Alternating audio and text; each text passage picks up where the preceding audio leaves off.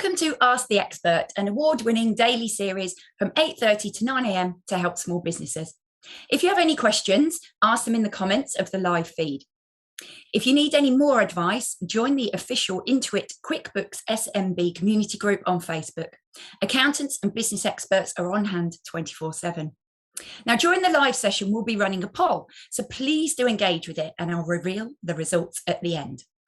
So my name's Anne-Marrie Martin and I'm the founder and franchisor of Diddi Dance. We are toddler dance classes all over the UK.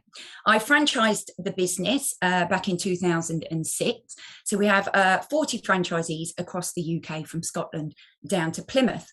So what I thought I'd talk about today is collaborating with and championing your industry. So I think it's come from my story over the pandemic, really. When you're a franchisor, it can be quite a lonely place. You've got a great head office team, but you are solely responsible, not just for the business, but for the franchisee's business as well. So that can be quite a lonely place and you're making decisions for everybody involved. Now, when something like a pandemic hits, that can be a little bit too much for one person to start making decisions on. It's something we'd never been through before, as for any style of business. And so I think that's where you start to think about the struggles, the decisions. I don't have experience in this, but I've got a team of franchisees looking to me for the answers. And at that point, that is where not just the franchising industry was amazing, but also the children's activities industry as well. And we all really came together.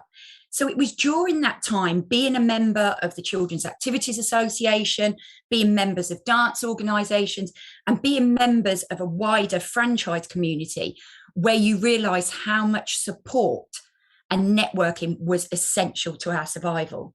So I went to other franchisors, I went to other activity providers, and we all seemed to suddenly be really open and honest and transparent and said, okay, what are you doing right now? Well, what have you interpreted here?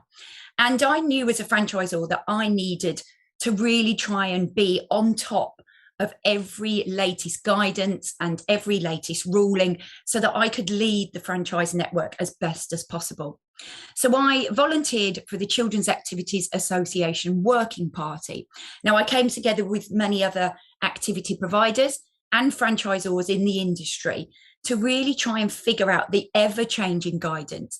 And because we're preschool, but there were activity providers covering school-age children, you're trying to piece together guidance from out of school guidance, early years guidance, performing arts guidance, because we're dance, and try and figure it all out together. And that collaboration was essential because we could really piece together one document and then share that for the whole industry. And it was really great to be a part of that, to know that you're trying to help your own understanding, but then share that to help other people's understanding. Because when you think about collaborating and you think about championing the whole industry together, what do we all want? We all want to achieve the same things. And especially when you're working with children, we all want to make sure we are doing the best for those children that we are providing classes for. So for us in preschool, it's a child's first experience of what we're doing. And that's a large responsibility to make sure that you're introducing something like dancing in a really positive and safe way so that they want to then do it later on in life. We always say, giving a love of movement that will last a lifetime. So coming together for the good of the industry was essential for doing that. And I really tried to make sure that I was ploughing myself right into that so that I could be confident myself, but also know that I was trying to help others. And I was really proud that that all came together just a few weeks ago in some industry awards, where I was actually honoured to win the Industry Champion of the Year for 2021. So I think also it's about not just helping the wider community and the wider industry, but it is great for what you get out of it as a business. And I know lots of people will think, oh, we don't want to collaborate with our competitors and, competition brings out innovation. But I would argue collaboration can bring out just as much innovation. because what I learned was competition did go out of the window. When something like this happens, the whole world is involved, and it brings everybody together in most incidences. And you realize, yes, we're all running our own businesses successfully. Why can't we run them together? And you realize just how similar all of your businesses are, how similar you all are as business owners or franchisors. And we're able to help and solve each other's problems. You can come together, you can talk about the issues that you're having, celebrate each other's wins, share best practice, because sharing that best practice is what helps the industry as a whole. We did crossover opportunities, whether it was panel discussions, talking about our events, talking about online opportunities. We did marketing campaigns together. We did viral social media videos together, collaborating with lots of different activity providers. And again, coming together for the good of the industry is great, because then you are there to help raise standards.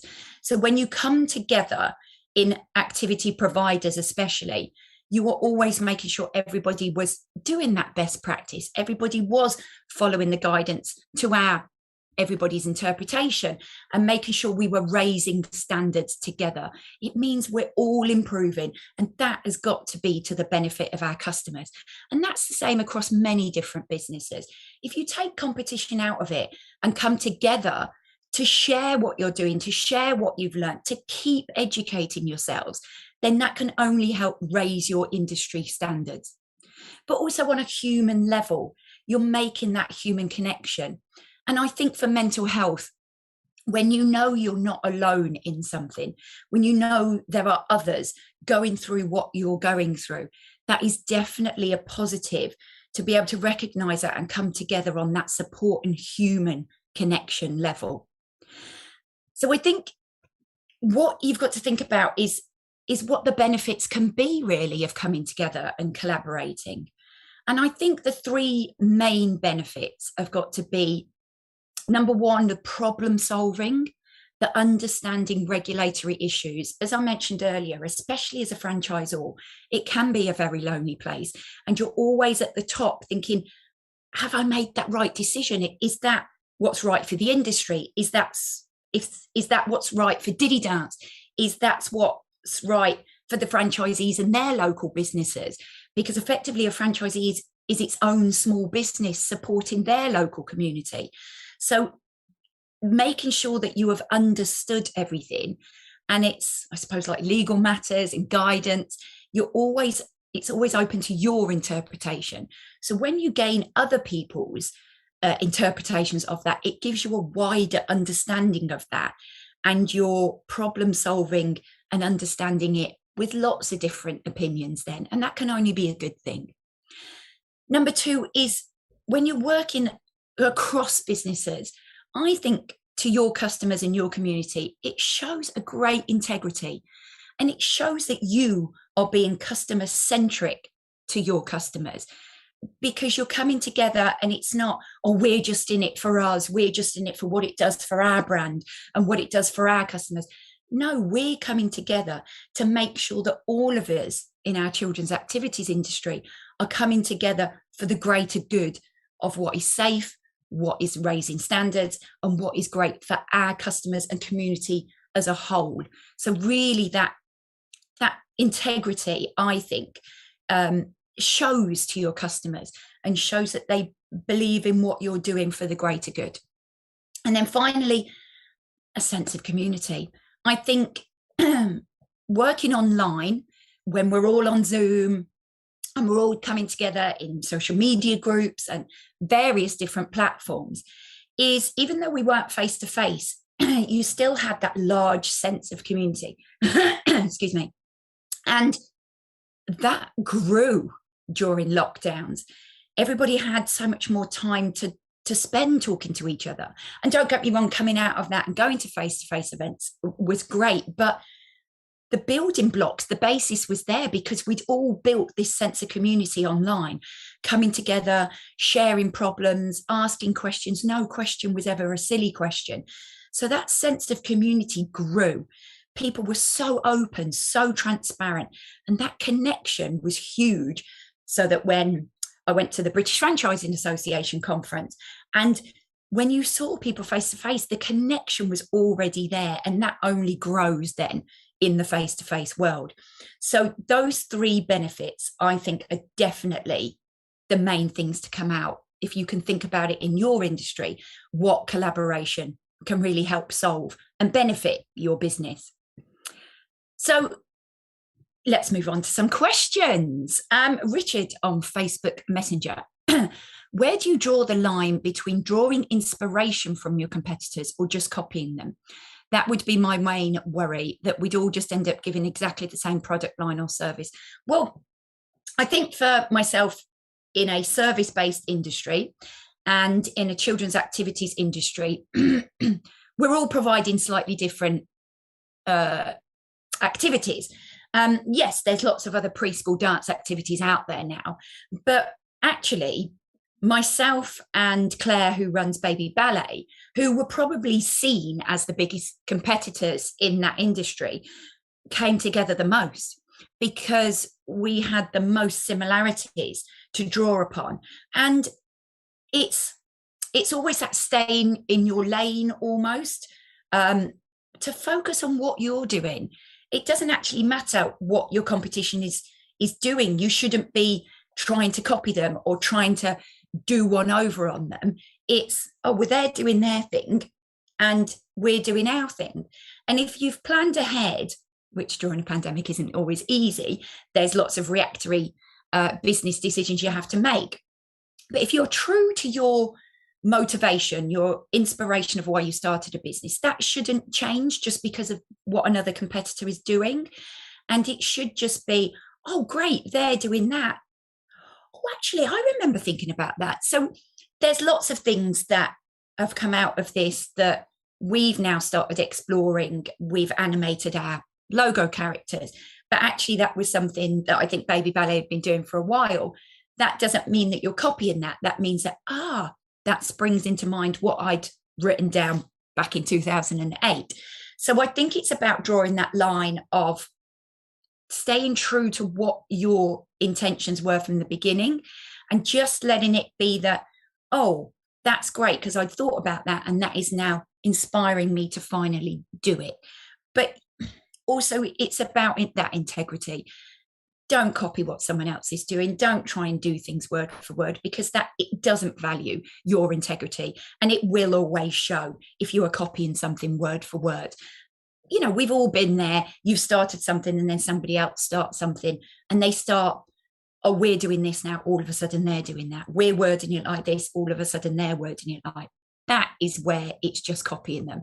And that is not cool. So draw inspiration, but you don't need to copy things word for word. Lois on Instagram. I run a coffee shop on a local high street. Mostly I just have shops and other restaurants around me. How can I be collaborating with other businesses? I think small local businesses are the best things that can be collaborating, because you are all local small businesses. So it's about building that community together. You're all on the same high street. You're all serving the same pool of customers, but you're serving coffee. They're selling clothes, crafts, local retail items. So that's the best thing to come together on, because you want to all pull together and speak to all your customers the same. So there's great things that you could do together. Small Business Saturday has just been, but loads of things about championing small businesses, especially at Christmas time. Oh, buy from somebody else. Hey, if you're looking for this, why not? Sharing each other's posts, talking about each other, doing a collaborative competition, where that happens a lot on social media, where 5-10 of you local businesses all provide something for one big competition prize. But I think just championing each other, talking about each other, sharing each other's posts, it doesn't cost anything. That in itself is just a great way to be collaborating with other businesses. And I think that's the perfect thing, because you really are wanting to speak to the same pool of customers. Hope that helps. Kayla on Twitter. If there was 1 or 2 key bits of advice you got from another business in your sector that helped you, what was it? gosh, there were probably endless amounts. And for me, 2020 is still very much a blur. So it's thinking about what were the one or two key points. I think there's so many things that come out. People were doing some great innovative marketing elements. I think being approached for one of very early in lockdown, the first lockdown, when another activity provider said, right, I want to get 8 of us together and we're all going to do one video, pass something from here, do your little bit, pass it on to the next one and edit it together.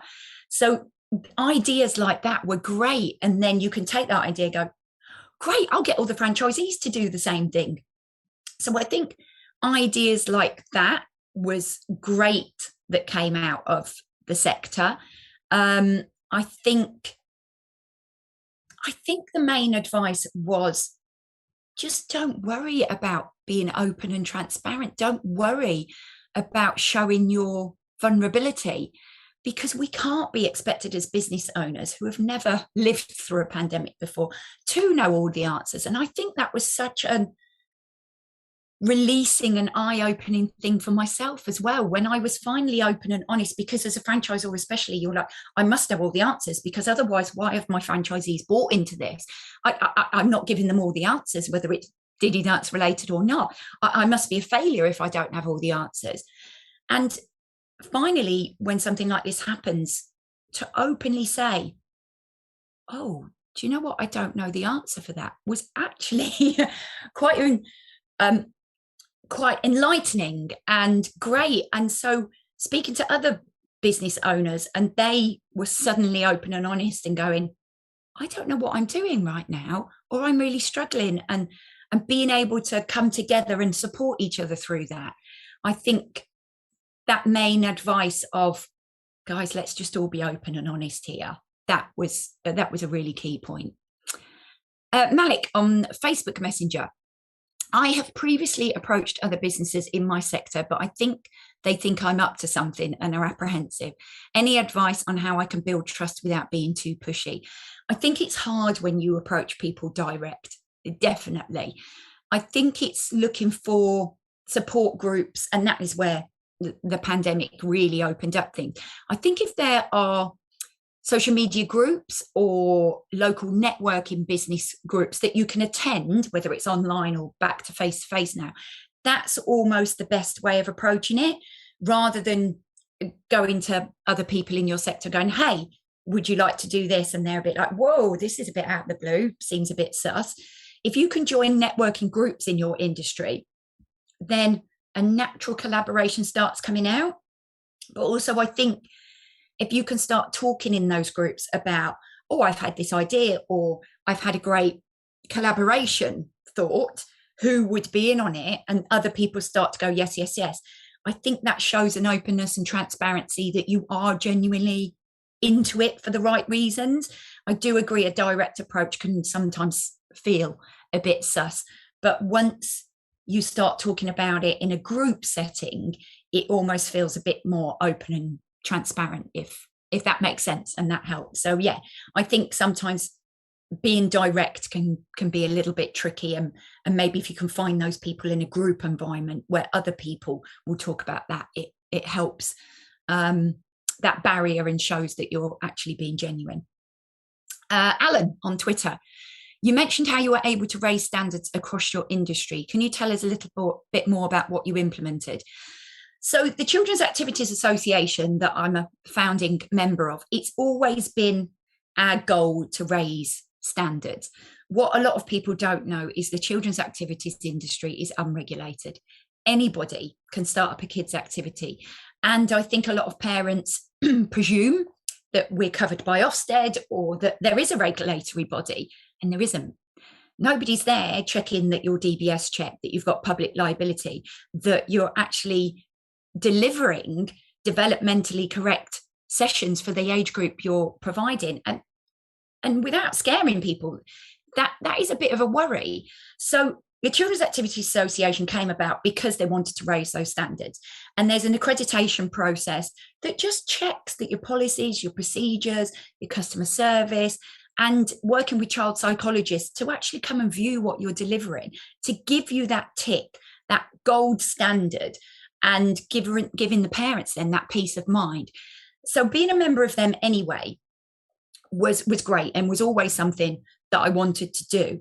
But coming together and being very open and honest with others in the sector that were maybe younger in their business days, or maybe not a large network, but more of a one-man band, just encouraging them that it's for the greater good, that it doesn't have to be a scary thing to start analysing your processes and what you're delivering, that you're encouraging them and you're supporting them.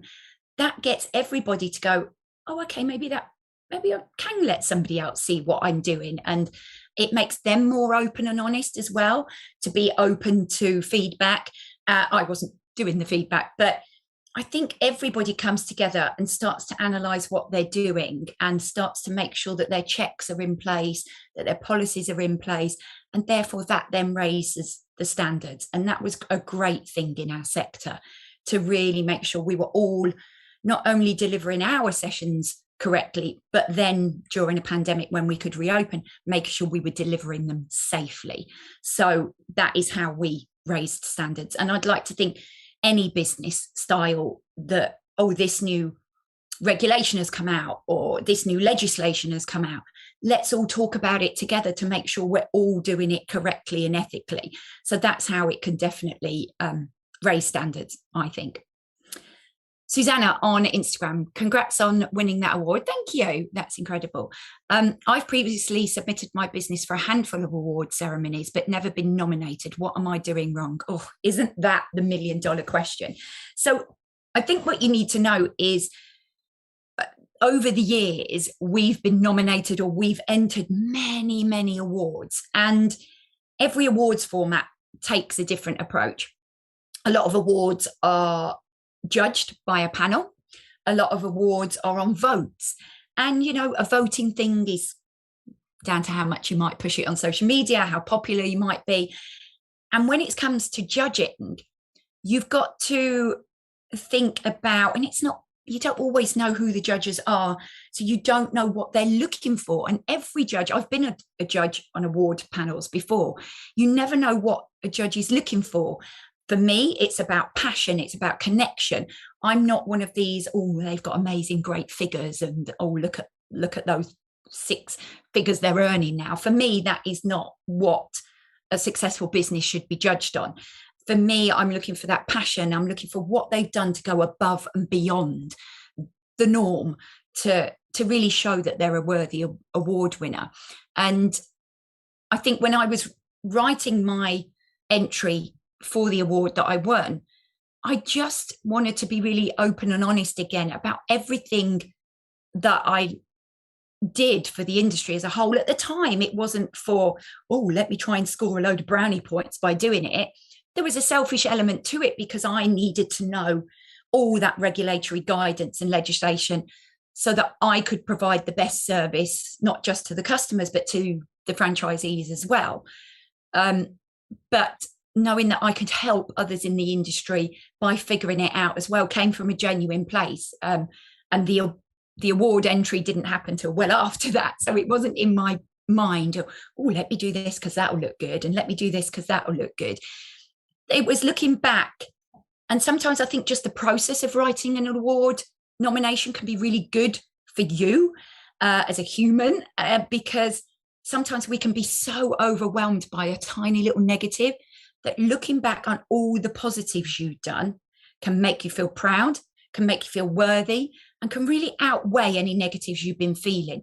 Write down all of the great things that you've done, even if you don't submit it as an entry. It is great to look at all the positive things you've done, and then take your time over it.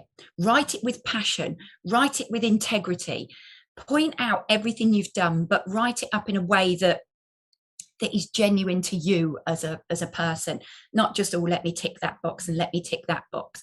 But I think put your passion into it, put your openness into it.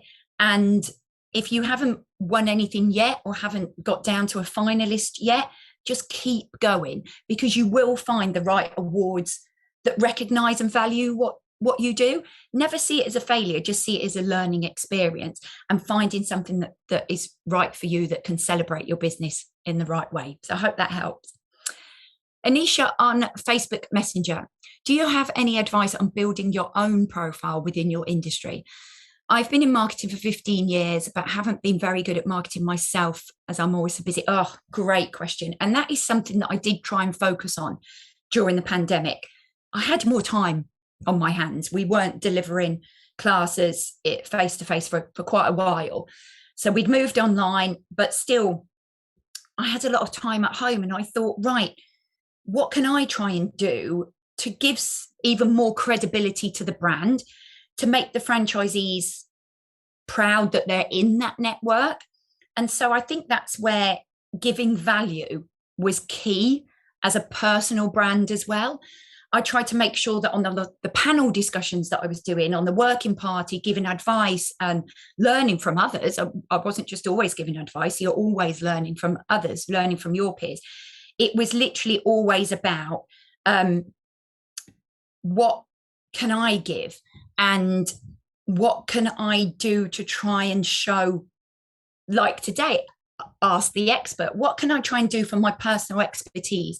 So I started TikTok during the pandemic, and I wanted to use that not just as a business owner, but as a building the brand. So I try and build that as a personal brand as well. I did lots of lives through TikTok as well about moving to music and how the benefits of moving to music can really help your mental health. And so I think the more value you can give as an expert, the more it helps you as a brand. It gives you integrity, it gives you value.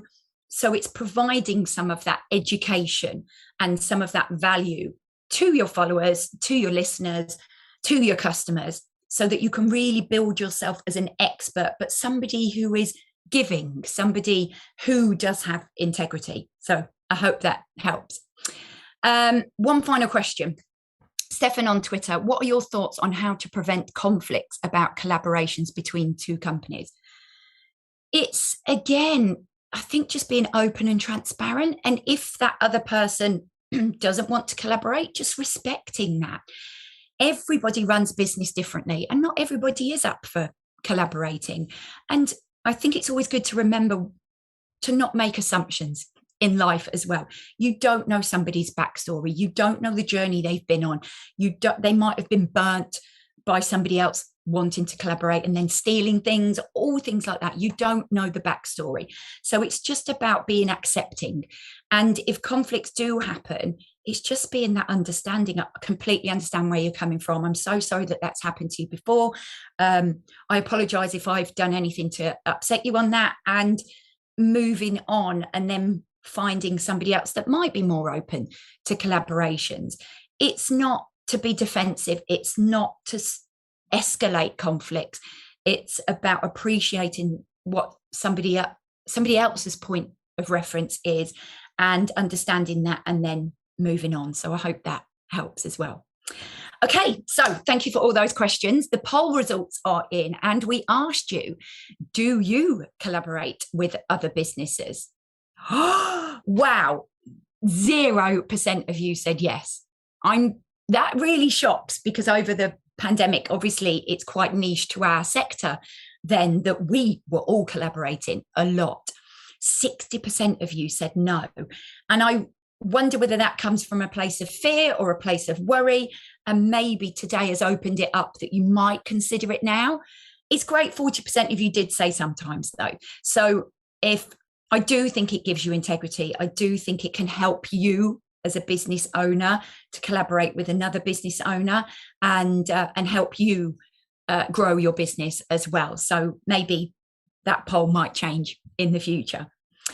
So I'd like to thank you all for tuning in this morning. If you want to get in contact with me, you can send me an email. I'm on info@diddidance.com, and Diddi is DIDDI.